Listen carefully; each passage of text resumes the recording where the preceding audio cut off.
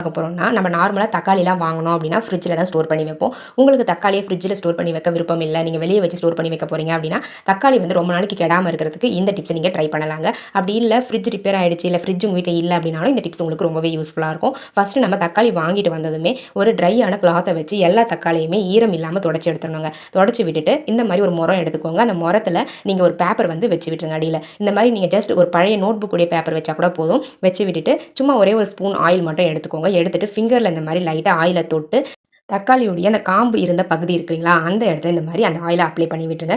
Just ஒரே ஒரு time நீங்கள் அப்ளை பண்ணால் போதும். இந்த மாதிரி அப்ளை பண்ணிவிட்டு எல்லா தக்காளியுமே அப்ளை பண்ணி முடிச்ச பிறகு அந்த முறத்தில் வச்சுடுங்க.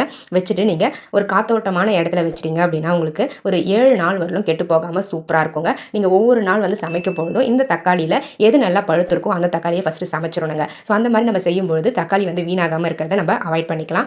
தேவைப்படுறவங்க ட்ரை பண்ணி பாருங்கள். உங்கள் வீட்லேயும் ஃப்ரிட்ஜ் ஃபால்ட் ஆகிடுச்சு, இல்லை ஃப்ரிட்ஜ் இல்லைனா இந்த டிப்ஸை ட்ரை பண்ணி பாருங்கள் ஃப்ரெண்ட்ஸ்.